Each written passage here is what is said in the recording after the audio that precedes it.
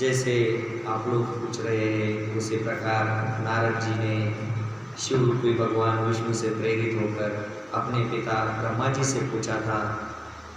अपने पुत्र नारद का प्रश्न सुनकर शिव भक्त ब्रह्मा जी का चित्त प्रसन्न हो गया और वे उन मुनि श्रेष्ठ को हर्ष प्रदान करते हुए प्रेम पूर्वक भगवान शिव के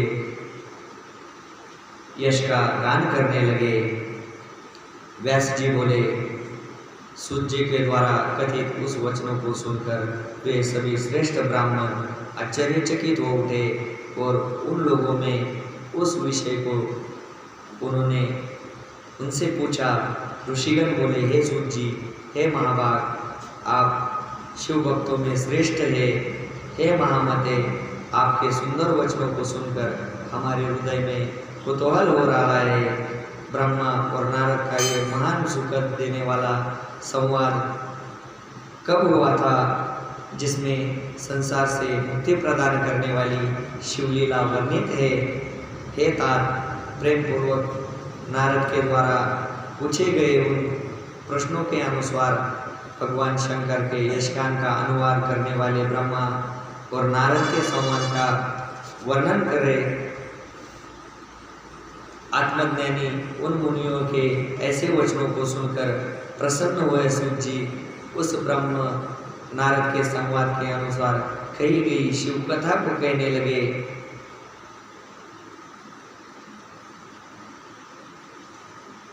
तब सूत जी बोले, हे मुनियों, एक समय की बात है जब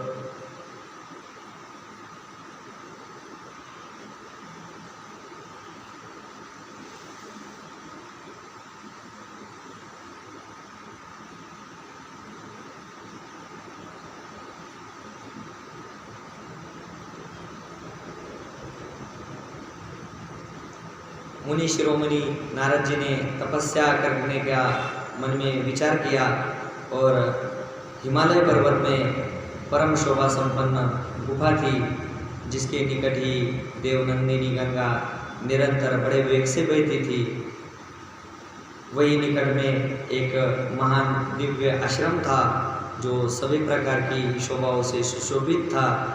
दिव्यदर्शी नारद जी तपस्या करने के लिए वहाँ गए। उस गुफा को देखकर मुनीश्वर नारद जी बड़े प्रसन्न हुए और सुदीर्घ काल तक वहाँ तपस्या करते रहे। उनका अंतकरण शुद्ध था। वे दृढ़ता पूर्वक आसन बांधकर मौन होकर प्राणायाम पूर्वक समाधि में स्थित हो गए। हे सज्जनों, हे ब्राह्मणों, उन्होंने वह समाधि लगाई जिसमें ब्रह्मा का साक्षात्कार करवाने वाला अहम ब्रह्मास्मि यह विज्ञान प्रकट हुआ।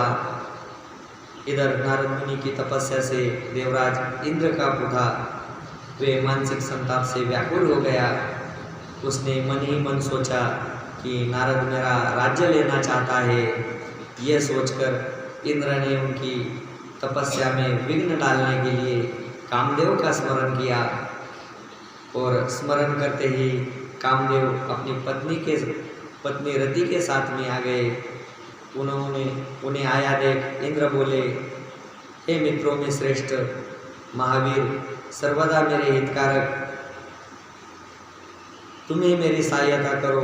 हे मित्र, तुम्हारे बल से मैंने बहुत लोगों की तपस्या का गर्व नष्ट किया है। तुम्हारी ही कृपा से मेरा यह राज्य स्थिर है।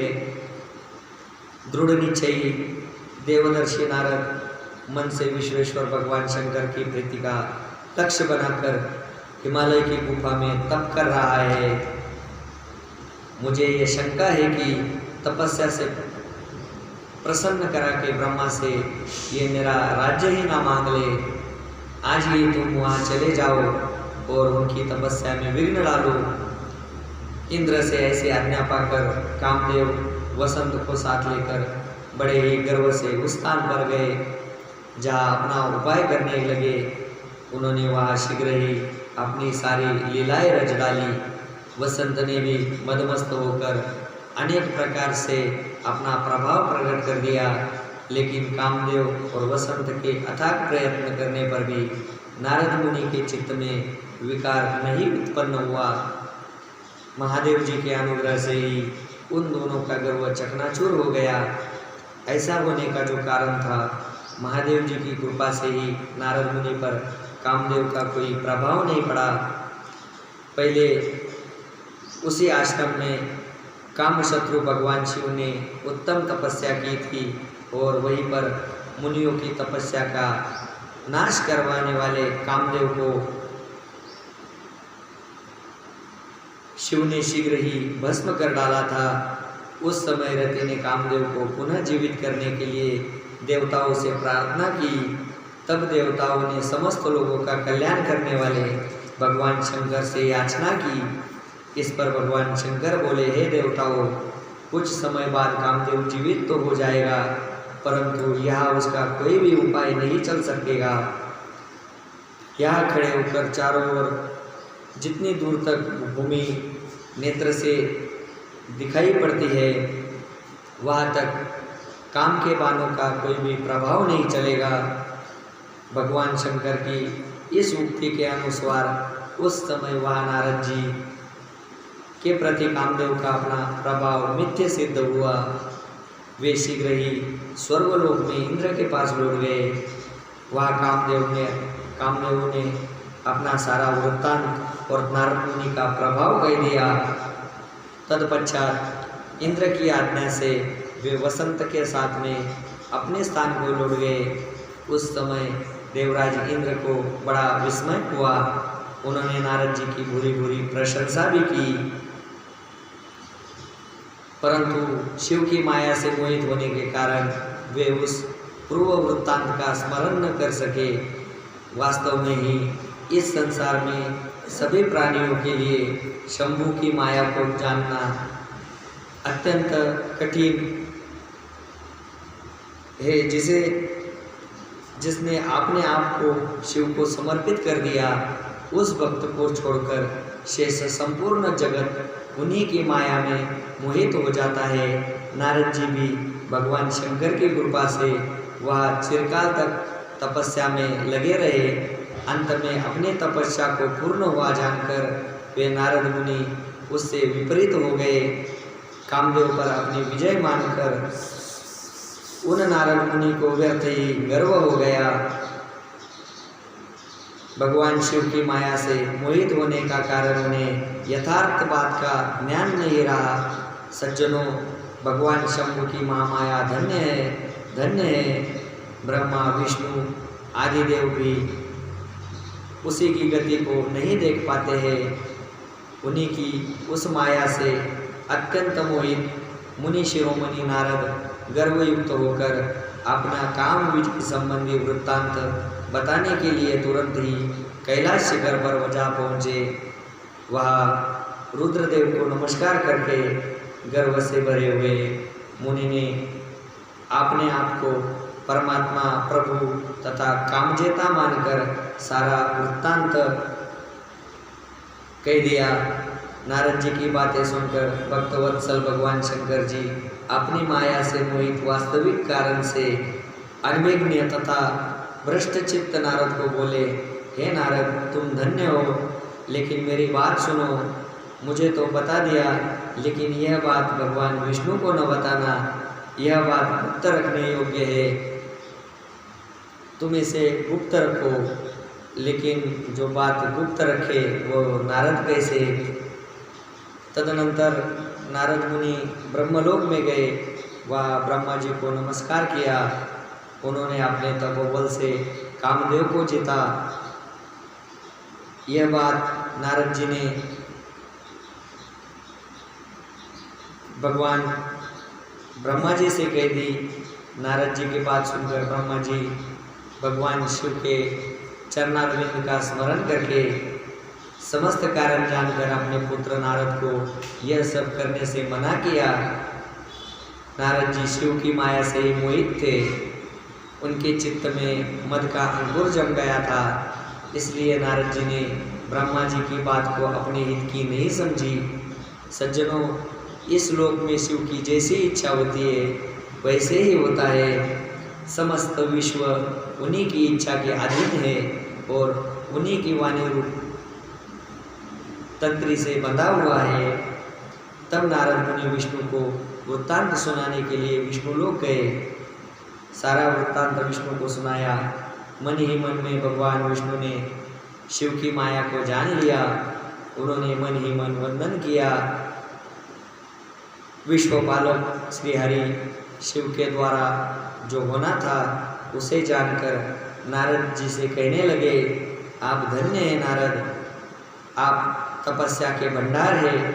आप तो नैष्ठिक ब्रह्मचारी है और सदा ज्ञान वैराग्य से युक्त रहते हैं, फिर आप में काम विकार कैसे आ सकता है।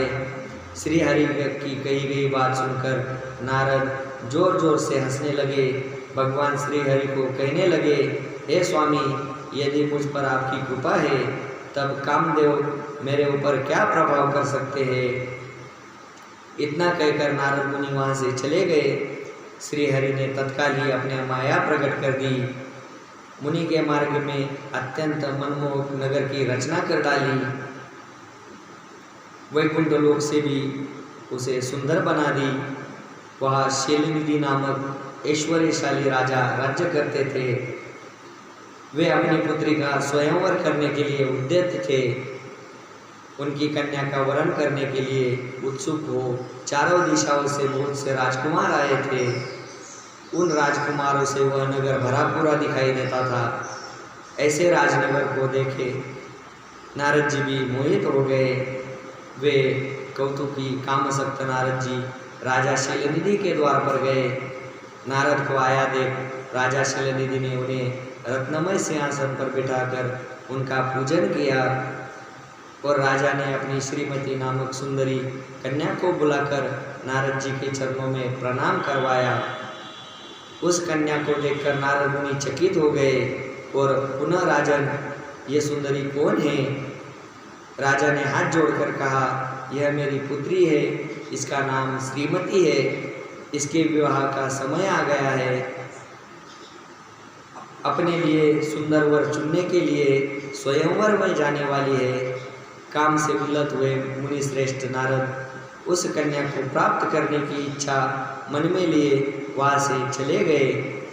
वे काम से वशीभूत होकर शिव की माया ने उन्हें विशेष रूप से मोह डाला। नारद मन ही मन सोचने लगे कि इस राजकुमारी को मैं कैसे प्राप्त करूं। स्वयंवर में आए हुए राजाओं के उन राजाओं को छोड़कर एकमात्र मेरा ही वरण कैसे करे। सबसे अधिक सौंदर्य होने पर ही वह मेरे अधीन हो सकती है। काम से विलद हुए नारद भगवान विष्णु का रूप ग्रहण करने के लिए तत्काल विष्णु लोक में जा पहुँचे। भगवान विष्णु को प्रणाम करके नारद मुनि भगवान विष्णु से कहने लगे, हे भगवान, आपके जो भक्त राजा शैलनिधि है उनकी एक विलोचन लोचन कन्या है जो बहुत सुंदर, और आज मैं शीघ्र ही उस कन्या से विवाह करना चाहता हूँ। राजा शैलनिधि पुत्री की इच्छा से स्वयंवर रचा रहे हैं। चारों दिशाओं में राजकुमार आए हुए हैं। यदि आप मुझे अपना रूप दे दे तो मैं उसे निश्चित ही प्राप्त कर लूँगा। आपके रूप के बिना वह मेरे को जयमाला नहीं डालेगी। नारद जी की बात सुनकर भगवान श्री हरि हंसने लगे और शंकर भगवान के प्रभाव का अनुभव करने लगे। स्वस्थ देश मुने गच्छन्ति कृष्यामि तत्तवे विश्वंगरो यत्य प्रत्यंत सम्य। हे मुने, आप अपने अभिष्ट स्थान को जाइए, मैं उसी तरह आपका हित करूँगा जैसे श्रेष्ठ वैद्य पीड़ित रोगी का हित करता है, क्योंकि आप मुझे विशेष प्रिय है। आप भगवान विष्णु ने नारद को मुख दिया वानर का, और शेष शरीर जैसे भगवान विष्णु का शरीर है। ऐसा शरीर बनाकर भगवान विष्णु अंतर्ध्यान हो गए। अब नारद को लगा मेरे को विष्णु भगवान का रूप मिल गया, अब राजकुमारी मेरा ही वर्ण करेगी। नारद को बड़ा ही हर्ष हुआ। तदनंतर मुनि श्रेष्ठ नारद शीघ्र ही उस स्थान पर जा पहुँचे जहाँ राजकुमारी के स्वयंवर की सभा का स्थान था। नारद जी उस राजसभा में जाकर बैठ गए। मन में बार बार यही सोचने लगे कि भगवान विष्णु का रूप धारण किया है, अब राजकुमारी अवश्य ही मेरा वरण करेगी, दूसरों का नहीं। नारद को यह ज्ञात नहीं कि उसका मुख रूप है। रुद्र के दो गण ब्राह्मण का रूप धारण कर नारद जी के पास ही बैठे थे। वे गण आपस में बातचीत करते हुए नारद की हंसी उड़ाने लगे। देखो, रूप भगवान का है और मुख वानर का, काम मोहित ये व्यर्थ ही राजकुमारी को प्राप्त करने आए हैं और हंसने लगे।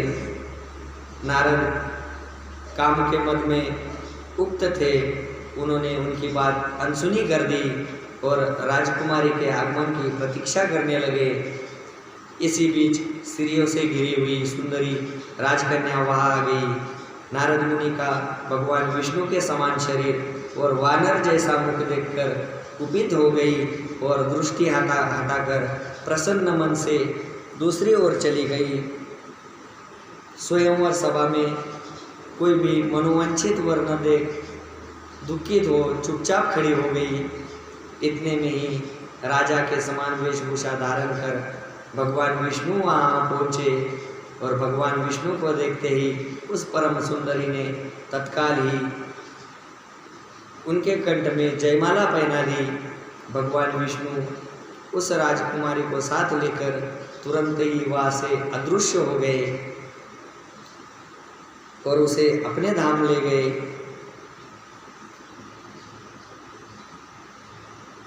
नारद मुनि तो कामदेव से आतुर हो, इसलिए वो अत्यंत ही विलद्ध हो उठे और रुद्र के गणों को नारद कहने लगे, अपने आप व्यर्थ ही काम से मोहित हो रहे हैं। सौंदर्य के बल से राजकुमारी को पाना चाहते हैं। वानर के समान अपना घृणित मुंह तो देख लेते। जैसे ही नारद ने दर्पण में अपना मुख देखा, वानर के समान अपना मुख देखकर कुपित हो उठे और रुद्र के गणों को शाप दे दिया, तुम दोनों मुझ ब्राह्मण का उपवास किया है, अंत तुम ब्राह्मण के वीर्य से उत्पन्न राक्षस हो जाओ। ब्राह्मण की संतान होने पर भी तुम्हारे आकार राक्षस के समान ही होंगे। यह कहकर नारद विष्णु लोक के लिए निकल गए। शिव इच्छा के कारण ही उन्हें ज्ञात नहीं हुआ और विष्णु के द्वारा किए गए छल का स्मरण करके क्रोध में आकर वे उसी समय विष्णुलोक जा पहुँचे और विष्णु को श्राप देते हुए बोले, हे विष्णु, तुमने श्री के लिए मुझे व्यर्थ व्याकुल किया है, तुम मनुष्य हो जाओ और श्री के लिए दूसरों को दुख देने वाले तुम भी श्री का वियोग का दुख भोगो। तुमने जिस वानर की तरह मेरा मुंह बनाया है, वही उस समय आके तुम्हारा सहायक होगा।